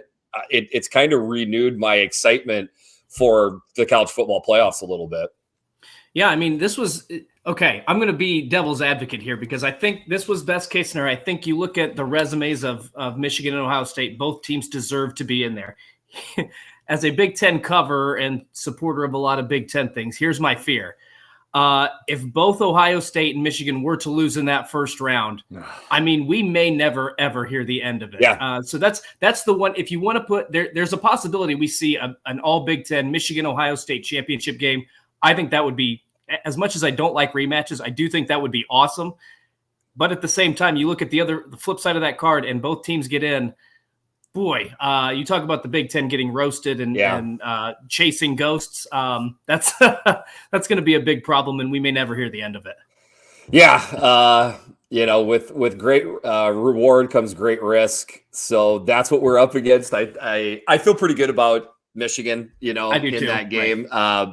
Tough matchup for Ohio State. I mean, it's as good of a matchup as you can expect when you kind of backdoor into the playoffs. But essentially, Georgia is Michigan, but better, so for them to, and that style of teams, Oregon last year was more physical. Notre Dame this year, even Iowa was up against them until their offense obviously imploded. Long story short, more physical at the line of scrimmage teams are not good for Ryan Day. That's what they're getting in that first game versus Georgia. So that's a tough matchup. So for me, all the pressure's on Michigan. They have got to come through in that game. My guess is that'll be the first game played that day. Maybe they've already even got the schedule out. If so, there might be a decent amount of Big Ten fans that typically do not like Michigan that might be cheering for Michigan that day, obviously other than Ohio State and Michigan State. But Jeff, if we do end up getting Ohio State and Michigan in the national championship, do you think that favors Ohio State, considering they would have had that win over Georgia? They want to get revenge on Michigan, and what better way to do it in a national title game? How do you see that going down? God, you gave me I got the shivers there just thinking about that stuff. Those are phenomenal. I mean, those are phenomenal questions. I do not know the answer to any, because my gut is, when you ask me that, does it favor Ohio State? I would say no. However, we would have just seen Ohio State beat Georgia. So if Ohio State could beat Georgia, they could beat anybody. So I would have to see that first. Well, I think one of the things that makes it fascinating is these games are either played in warm weather or in domes. And I think that's an advantage for Ohio State and their style of offense. So that adds a new element. I'm salivating at the thought of this game. I don't know that we're going to get it because I still think Georgia's pretty darn good. But the idea of seeing Ohio State's offense in a climate controlled venue and then going up against Michigan for all the reasons that John just pointed out, God, I mean, that would be, I think you guys talked about it on Eyes on Big. It might be one of the most watched national championship games in the history of the sport. I think both of these first round games are going to score extremely well. If I had the ability to remember things better, but I think Kurt was the one who dropped the stats that the Ohio State Michigan regular season game was one of the highest college football games in the last or ever. Oh, wow. It was extremely high. It was higher than pretty much every sporting event, Masters, NBA Finals. Like the only thing it wasn't higher than was the Super Bowl and select playoff games for the NFL. So that means it was higher than some NFL playoff games. That's the regular season. The rematch, you got to think, is even higher than that. Even SEC fans, might tune in to watch it. So I cringe a little bit. Yeah. Long story short, both of those first round games, semifinals, whatever the heck you want to call them, I think they're gonna do very well. I think so. On the other side of, or Dustin, do you have something else before we move forward? Well, I was gonna just get Greek's thoughts on this and throw a little Iowa question out at him. Obviously, a lot of news with the transfer portal, some guys leaving, but you got two big additions with Cade McNamara and Eric All, both out of Michigan. What are your initial thoughts on those additions from the transfer portal? I mean, one of the knocks, I don't know if it's a knock, but one of the things Kirk Ferentz was a little reluctant to do was go into the transfer portal.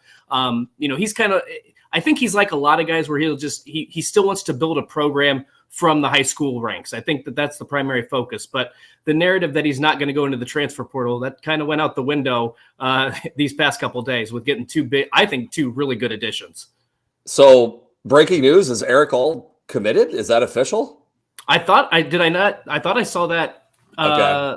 I know he was at the Iowa State game, which I'm happy to talk about. Maybe that's what I saw. Okay. So, I mean, Cade McNamara is, I think the general thought process. Anyways, long story short, the transfer portal. So here's the thing. Obviously Kirk is always going to get associated with being stodgy and slow to move and stuff like that. I would venture out a guess to say the older coaches have sustained success because they don't switch things, right. But you have to adjust to the times. And here's the deal. We knew Cade McNamara was coming to Iowa before the transfer portal even opened. Isn't that a big signal that right. Kirk Ferentz and these coaches are doing things quite a bit different? Because I think there's a word for that. Maybe even it's called tampering if you get a hold of these people before. But nobody is getting in trouble for this. It is the absolute wild, wild west. It's open season on cheating. So coaches are doing it. And I can assure you, I mean, it's like the entire country is the SEC now, and I can assure you that coaches that were dyed in the wool, want to follow the rules. Kirk Ferentz isn't the only one. They've all just shed that in the past year or so because they have come to terms with how silly it's gotten. So they're just going for it now. Do you think that, and this is kind of on the same front with Iowa, is Iowa finally going to move on from Brian Ferentz this offseason, or do you think that that's not ever going to happen? I don't know. I think there will be I'm just hoping there's changes in the vertical passing game, the downfield passing game. That's what I need. I've actually stated quite a few times he's a good run game coordinator and offensive line coach. I would like to see him move into that role, but as far as me having insider information or anything like that, I don't know. I just feel like if Cade McNamara is going to commit, either the coaches have done a really good job of selling what Brian Ferentz actually wants to do, or they know that there's a different plan in place. I don't think we'll figure that out until after the bowl game. And also, before we get to our first break with Jeff, Indiana hires offensive line coach Bob Bostad from Wisconsin. What are your thoughts on that? It's the seemingly lone bright spot in the offseason so far for the Hoosiers. I mean, there's been a lot of guys in the transfer portal and going pro. But Bostad is a phenomenal hire, and it was quick. It was like a Tuesday. It announced he was leaving Wisconsin. By Wednesday, Tommy Allen had snatched him up. So, phenomenal hire. That guy could coach anywhere on the field, and that unit would get better. But the fact that he's at the offensive line, huge hire. Probably one of the most underrated Big Ten hires of the offseason so far. There you go. And when we come back, we're going to talk a couple more things with Jeff. We're going to talk about his Iowa Hawkeyes, basketball Hawkeyes, defeating the Iowa State Cyclones last night. Want to hear his thoughts on Jeff Brom leaving Purdue for Louisville and whatever else we can get thought up here. So you're listening to Indiana Sports Beat Radio, brought to you by K-Bello Restaurant in Bloomington. We'll be back right after this.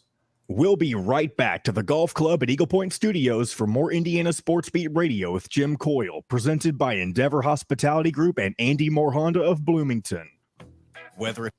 It's so funny. I was like, well, I guess we'll talk Iowa State a little bit. I don't know what else we're going to talk about. All of a sudden, just the topics you raised there, I'm like, oh my God, we could have I was going to bring up Jeff Brom before Dustin brought up the transfer portal stuff. And I was like, I was going to say, I wanted to save that for the next because I'm glad we did.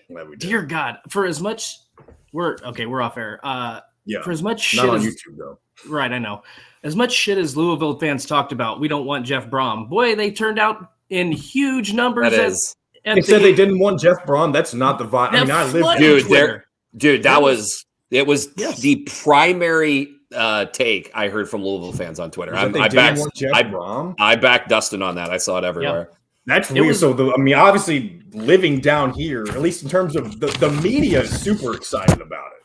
Should be. Jeez, When we talk, there's a lot of people actually that I work with specifically that went to high school with Jeff Brom. Really? Nice. Yeah. When we talk basketball, I have a few thoughts, but nobody wants to hear me talk about Iowa State too much, so we could talk about it really quick. Talk about Cyclone Larry. That's right. We don't want to give him a platform, right? I gotta back out for 1 second and get this music prepared. Okay. I would love to see that kid just once. I have to admit, like I just picture him like a dopey 20-year-old, that everybody's like, oh my God, that's Cyclone Larry. I feel like he's pretty witty though. Very witty. Like I enjoy his stuff. It would. Oh yeah. But there's stuff like I feel like I'm wittier on Twitter than I am in real life. So I wonder if he'd just be like a dud. That could be. That could be. I totally get that. Yeah.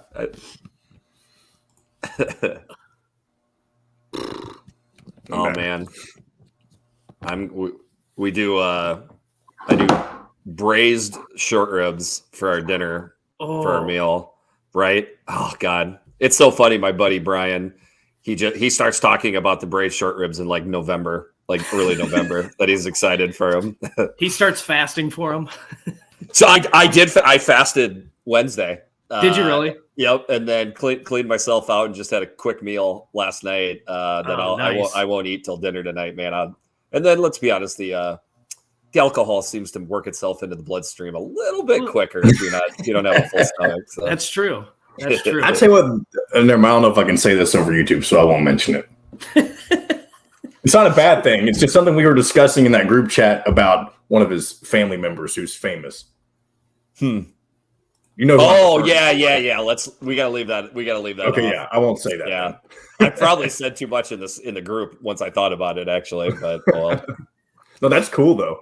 It is cool. I just forget about it all the time. Restaurant provides delicious 5-star comfort food with a Southern charm at 2-star prices. Southern Stone Restaurant is part of Endeavor Hospitality's Wow Club.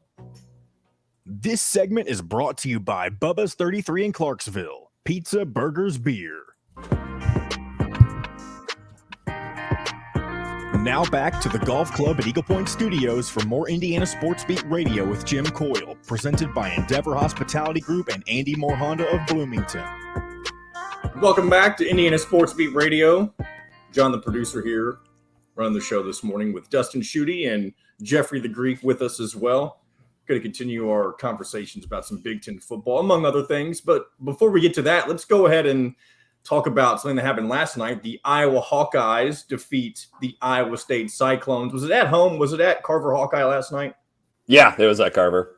A home victory over the number 20th ranked Iowa State Cyclones. I'm sure that was fun for you to experience and watch. Yeah. So funny thing is I heard through back channels earlier in the day that Keegan was out for the game. So I'm going to be honest with you. Chris Murray, excuse me. I'll be honest with you. I put some shekels on Iowa State +4, because I'm sitting there. I'm like, okay, we can't hit the broadside of a barn right now. And you just took our best player out of this game. And Iowa State's got tough defense. I just was like, we got no shot here. I was busy with something, so I missed the first part of the game. And you know how you ever get when you look at something on an app and I'm like, well, I must be reading that wrong, or there's some sort of error because it was like 24-4 or something like that. I'm like, there's no way that's the actual score, but it was. And I don't know if Iowa ever had less than a 18-point lead in that game at any point. They just murdered them, man. Basketball is so weird to me because there's nothing in football, I believe, that is quite like basketball, where if all of a sudden you have two shooters that can't miss, the game's over and that's it. Right. It's all it comes down to. And I give you a lot of credit for putting shekels on any basketball game because I consider myself a diehard basketball fan. I cannot, for the life of me, figure out the spreads. I don't know what's going to happen. Football, you can at least get where the mentality comes from in Vegas. I cannot do that in any sense on the basketball court. I don't know why. I just can't. It is few and far between that I ever do that for basketball. The first basketball game I ever gambled on was a long time ago, like 17, 18 years ago on an NBA game. My buddy's like, come on, jump on it with me. dude hit a meaningless 3 at the end of the game to lose the bet. And I was like, that's it. I'm never touching this sport ever again. So, but That's the thing. The difference between basketball and football is it seems like there's a million different ways to score in basketball, obviously, whereas in football, it's so much more methodical and teams have their own set scheme that they're trying to run. Now, obviously, you have your own set of plays and your style of offense in basketball, but it's a lot more free form, if you will.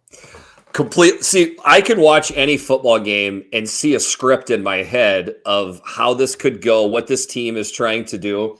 It's all helter-skelter in basketball. It's just like at any point, one player can go off like we talked about, and it's a completely different game. It makes no sense to me. It didn't make sense to me when I played basketball. If I didn't have the basketball, I'm like, what am I supposed to do? I'd rather go tackle somebody, which, by the way, I did. I fouled out of almost every single basketball game I was ever associated with. The over-under for fouls for me in a game was 4.5, and I would probably take the over most of the time. More than points scored? I was a decent scorer. I could drive. I couldn't shoot. I could drive to the hole. Well, I did not foul a lot, but I also did not score a lot. I was just on the floor, causing a lot of problems. I was just all over. So one of the things, we'll get back to the football side of things here really quick. One of the big news items from the Big Ten, and then obviously into the ACC, Jeff Brom goes home. We had kind of a private conversation between us, and I'll let peek behind the curtain a little bit. You and podcast partner Big Kurt were along the sides of Jeff Brom's definitely going to stay at Purdue. I was like, I think this is more of a coin flip. Now, I thought he would stay, but he decided to go to Louisville. I mean, how shocked were you that decision was made, how quickly it was made? Obviously, Scott Satterfield leaving for Cincinnati played a big role in it, but I think a lot of people were surprised considering the amount of contract and money that Purdue was able to offer as opposed to Louisville. I felt like I was on the fence, to be honest with you. I could have seen it go either way. The shocking thing was Satterfield leaving Louisville. Yes. That was what was shocking. Once I saw that, immediately your brain goes to Brom like Tom and Purdue. It went quick. I feel bad for Purdue fans. Feel great for me. Two guys that have just murdered Iowa and most of the Big Ten West are Jeff Brom and Jimmy Leon Leonard. They're both out of the Big Ten. Couldn't be happier. I'm sorry, Purdue fans, but I'm just keeping it real here. One on Satterfield, why I'm not surprised that he made the move the way that he did. A couple of years ago, he was caught flirting with the South Carolina job, and he came out after the fact and apologized to the Louisville media for essentially, not being transparent about that situation. And ever since then, it's almost like, what's the best way to describe this? Like he's always had one foot out the door already, looking for his first opportunity to get away from Louisville. And not that Louisville is a bad job, but it's never really been a good fit for Scott Satterfield. And obviously when you're moving in somebody like Jeff Brom, that's somebody who absolutely wants to be there, who wants to help them win ACC championships. And as long as he's successful, I don't think he would leave for another job unless it was something, almost undeniable, like one of the traditional powers in football. I think if you ask football coaches, they will tell you stories about their university or their athletic department either supporting or not supporting them, and they will complain openly on that. I don't pretend to know what was going on with Louisville and Satterfield. Methinks there is something right from the get-go that did not mix with Satterfield and Louisville, and now you've finally seen that kind of just the process has worked through. By the way, John, the one thing that kind of irritated me was their athletic director. What's his name again? Josh Hurt. Yeah, Josh Hurt. He got a standing ovation for bringing Jeff Brom to Louisville. Let me tell you, I could have brought Jeff Brom to Louisville.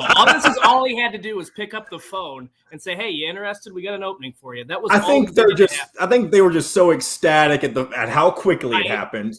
They missed their opportunity the first time around. And a lot of Louisville fans are super pissed off about Kenny Payne and the fact that they haven't won a basketball game so far this season. So Louisville has not won a basketball game so far. They have not. They're 0-8 right now. 0-8. One of two teams that are 0-8. California being the other team, and that has not happened since the early 1930s or 1940s. Wow, I did not know that. That's Kind of funny. And not That's just for hilarious. in all of college basketball, and 2 teams have not won, 2 Power 5 teams, I should say. Wow, that's insane. Well, then he needed a distraction really quick. And I'll push back a little bit on Dustin. I would say there was some negotiations that had to happen to get Brom to Purdue.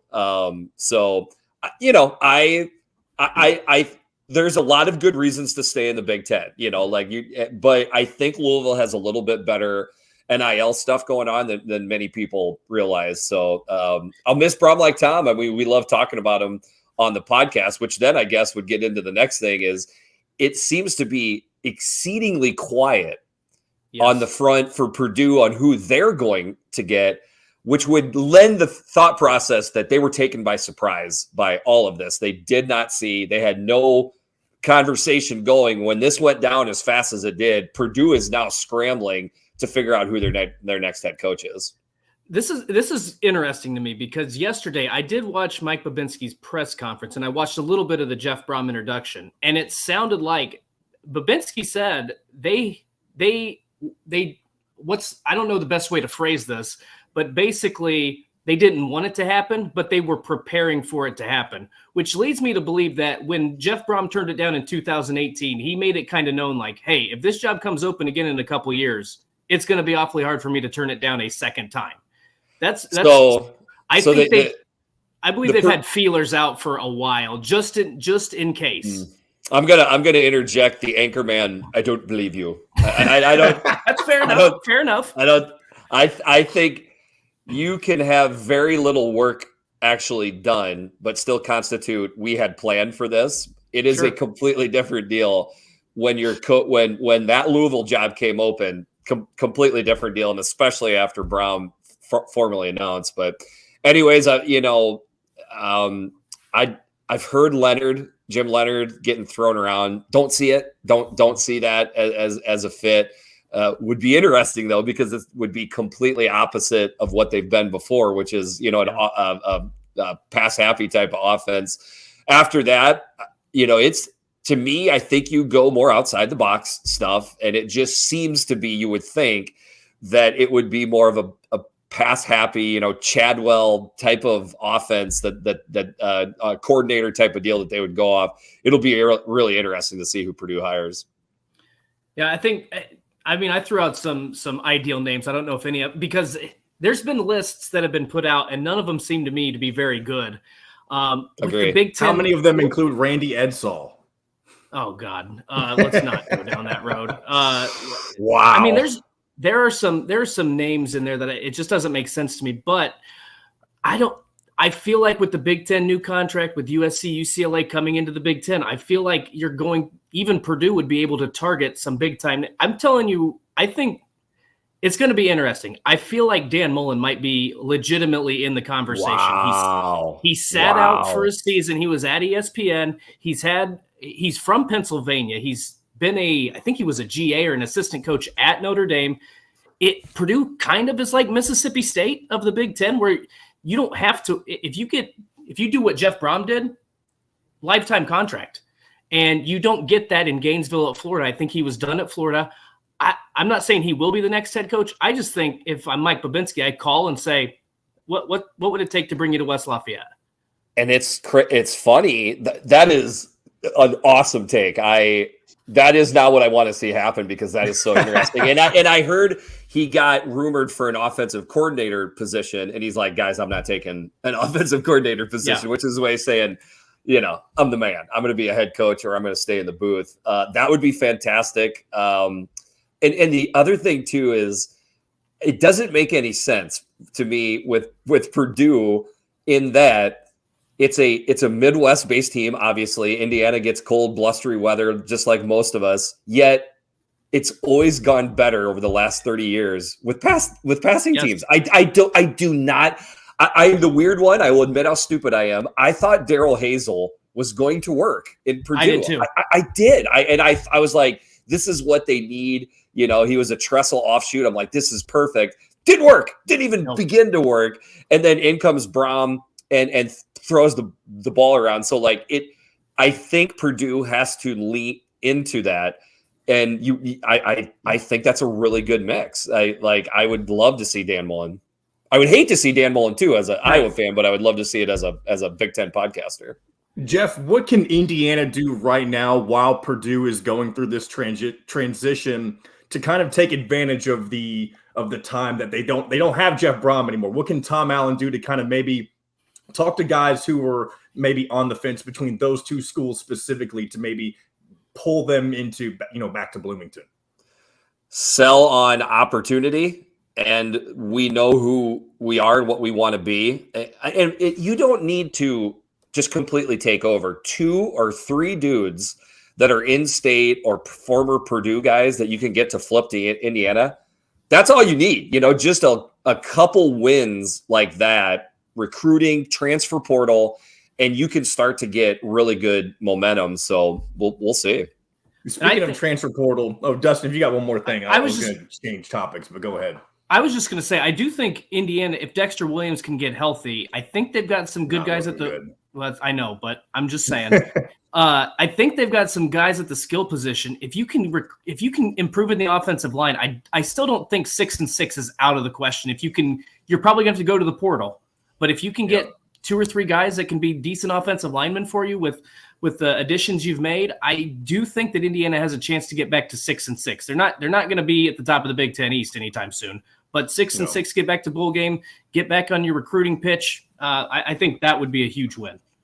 I really just hope that the Big Ten does something ridiculous and scraps the schedules again, just like they did last spring, because I don't understand why Indiana has to open up conference play with Ohio State again. And they're not the only team getting screwed. Penn State playing on the road for the umpteenth time in a row to start conference play. So this just Big Ten has scheduling issues. They can't seem to find the balancing act. Of course, it always has to work out for Ohio State. So, but and speaking of real quick, speaking of Big Ten issues, I know you probably already talked about it. I don't understand basketball rules as well as you guys probably do. That Ohio State game buzzer beater last night should not have counted, correct? We've had a lot of commenters talking about that as well early on. Do you have to reestablish yourself in the court with like 1 or 2 feet before you can collect the ball and shoot? Is it something like that? That's what I believe. That's the rule. Yes, you have to. It's kind of like football, where if you get nudged out of bounds or you step out of bounds, you have to reestablish your position on the field before you are you're a legal player. So, yeah, there's been a lot of controversy about that, and I don't think it should have counted. Yeah, I watched exactly 3 minutes of that basketball game. It just switched over like 2 minutes before it happened, and that shot went in. It was fantastic. Well, while we've got a few minutes before we wrap things up, I want to bring up one other thing. We were talking about the transfer portal earlier, and things are getting a little hairy, at least down in Mississippi State, with Dylan Johnson, the running back. He posted this on Twitter when he announced that he was going to enter the transfer portal, and one part in particular stood out to a lot of people. And I'm not sure, Jeff or Dustin, if you've noticed, a lot of people were telling him to delete this. Yesterday, he did not. This happened 2 nights ago.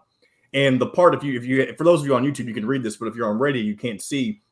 There's a part in here that says, "With that being said, since I am not very tough and Leach is glad I am leaving, I will be entering my name into the transfer portal with the hopes of finding a more fit playing environment for me.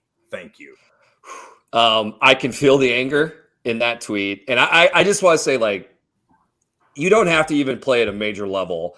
You could play in high school. Certainly playing into a major level, it gives you a better idea of just how big of a-holes some of these coaches are. Like, it is a collection of alpha males that don't get checked with their power. And some of these coaches are they're just jerks, man.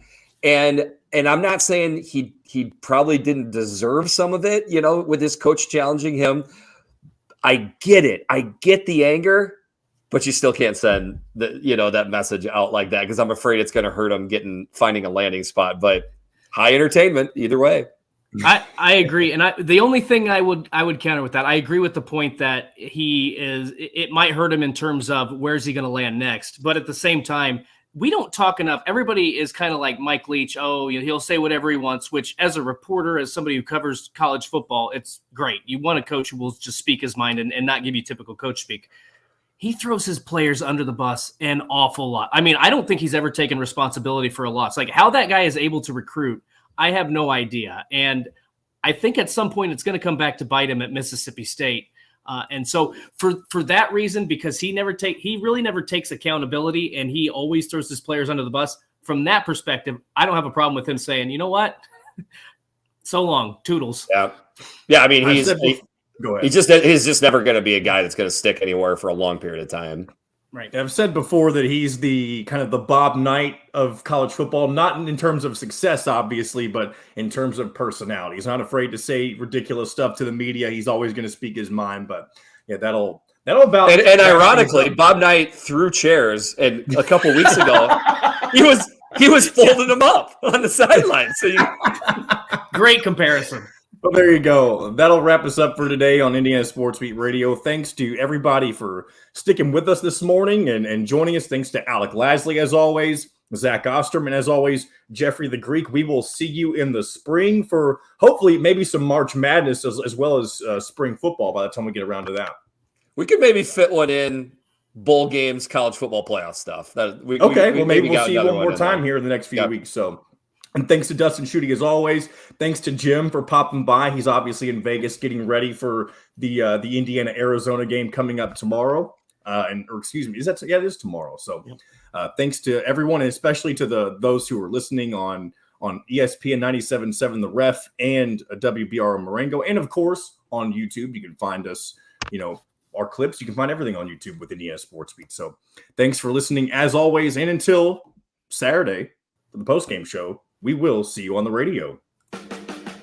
Thanks for listening to Indiana Sports Beat Radio. Be sure to subscribe to our YouTube page for more clips and team coverage of Indiana basketball, football, and more. You can also find full episodes and tons of other content on thehoosier.com. We'll see you next time for another edition of Indiana Sports Beat Radio.